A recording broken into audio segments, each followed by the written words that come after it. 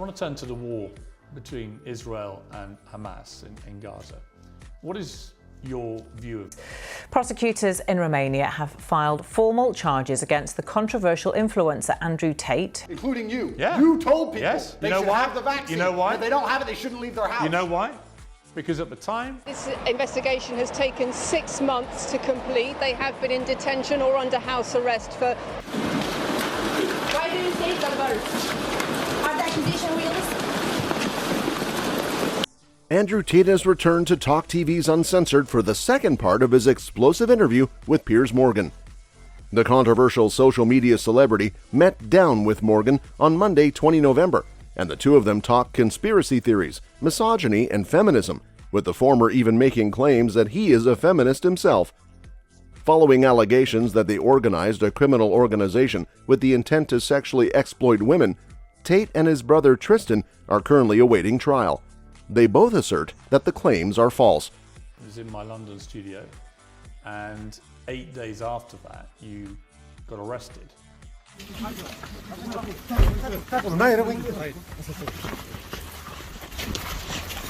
I've been constrained this entire year. I spent 93 days in a Romanian dungeon, 5 months locked in my house.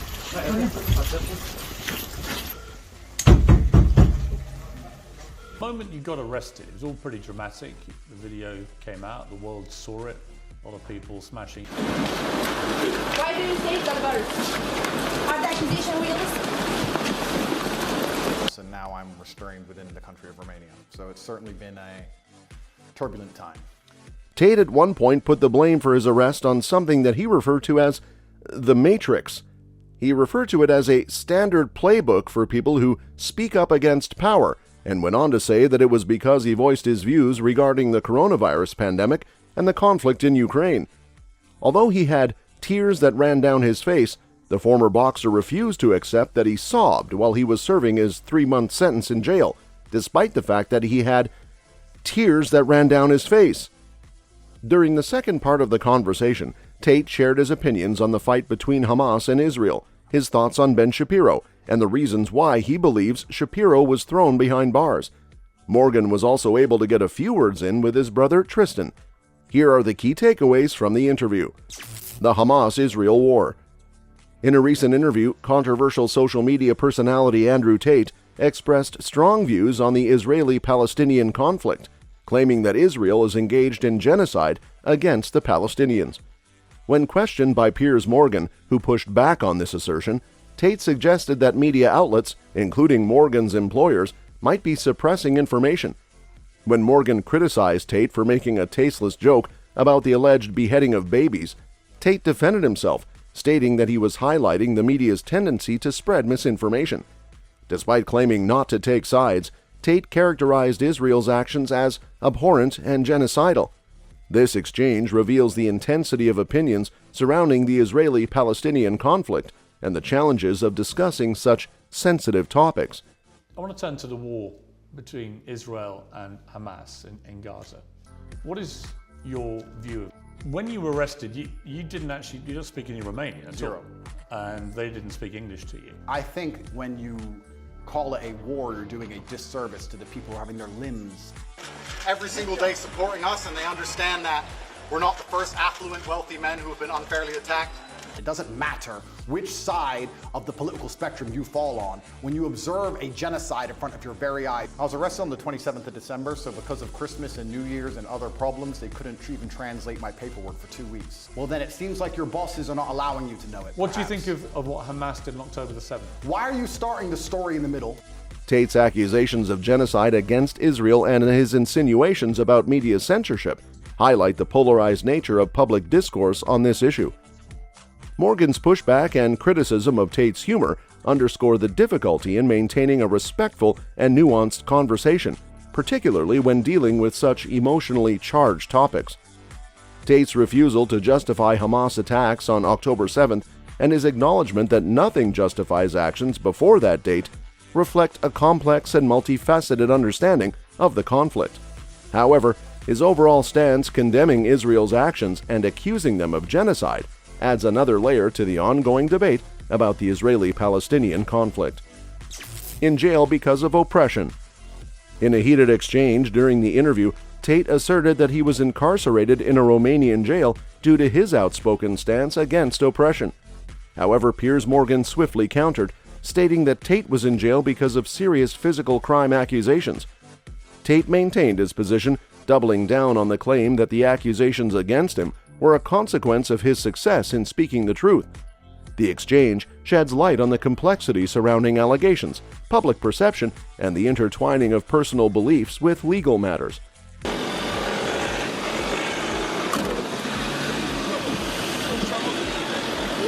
His brother Tristan and 2 Romanian associates. The charges include rape, human trafficking, and forming an organised crime.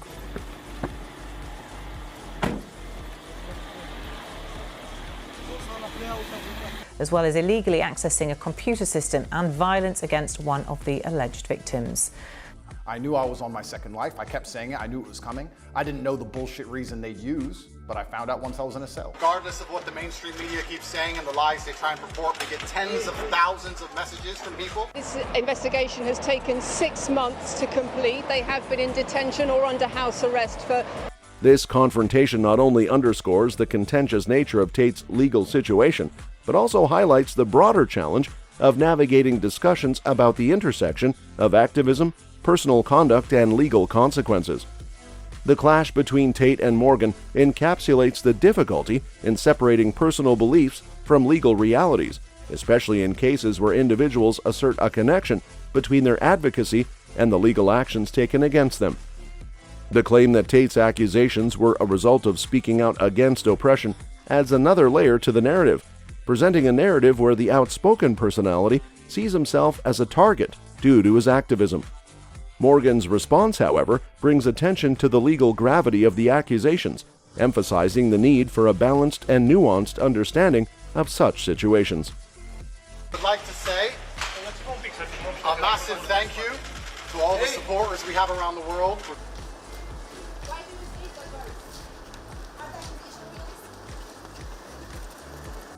Prosecutors in Romania have filed formal charges against the controversial influencer Andrew Tate. I knew it. I kept saying before I was arrested on every single podcast I did, I said you get 3 lives in the world.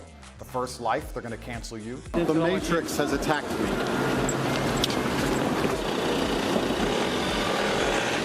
You can't defend yourself. The second life, they're going to try and put you in jail for no reason, and if you continue to speak against the power, they're going to assassinate you. Comparison to Jeremy Corbin. When Tate sidestepped the question of whether or not he considered Hamas to be a terrorist organization, Morgan commented that it made Tate sound like Jeremy Corbin, and he couldn't think of a harsher insult to hurl at Tate.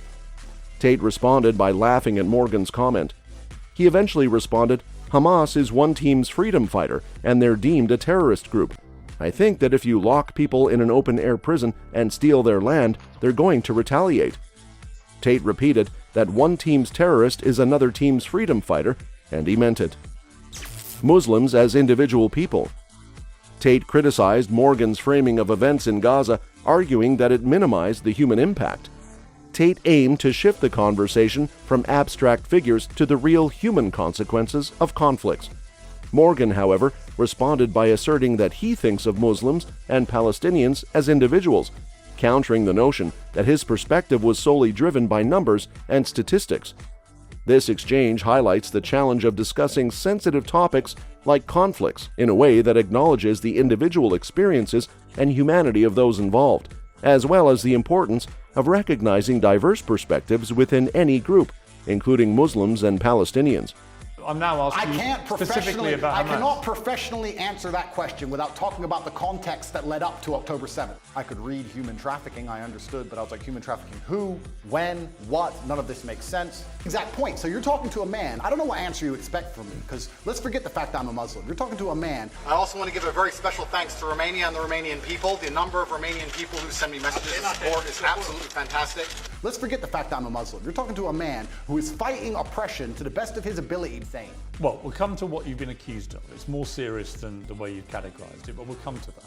Then you're asking me what I would do if my family was blown to pieces? You're not in a jail. Hang on. You're asking me what I would do?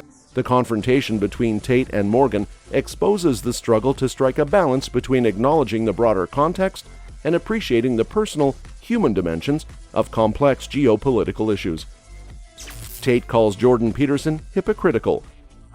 The conversation then shifted to focus on Tate's thoughts on Jordan Peterson, a Canadian professor of psychology. Tate expressed to Morgan that he had nothing against Peterson and that the two individuals share a lot more in common than what they disagree on.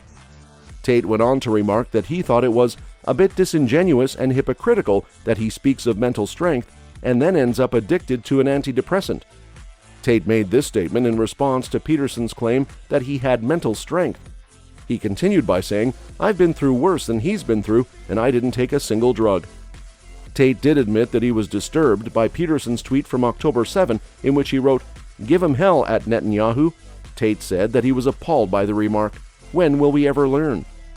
So you weren't. Of course you I were put was. in jail cell because you've been accused of serious sexual I crimes. would not have been accused if I was not monumentally successful in speaking the truth. Country, I'm going to stay here regardless, no matter what, and I look forward to being found innocent in the end of everything. So thank you all very much. Innocent Palestinian people in Gaza. Who are suffering they, now. They knew, yes, but Hamas knew when they did what they did. They had instructions from higher up to teach me a lesson. I was on my second life, and that's exactly what I'm going through right now. So my question for you is, why can't you, which is my position on this, is very straightforward. What Hamas did was an act of terror.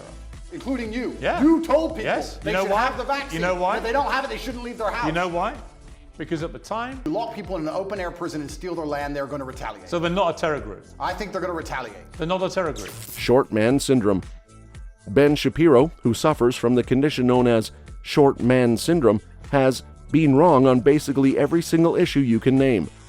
Tate didn't bring up any issues with Peterson, but he did let loose on Ben Shapiro, calling him a warmonger and someone who is constantly calling for the young men of other people to go and die in some war. He appears to adore it, but I'm not sure if he suffers from short man syndrome or not. According to Tate, I find it kind of hypocritical because a man who is so small that he would die if he was slapped on the streets, sitting behind a desk and screaming for other people to be annihilated, it's insane. That's all for this video, folks. See you next time.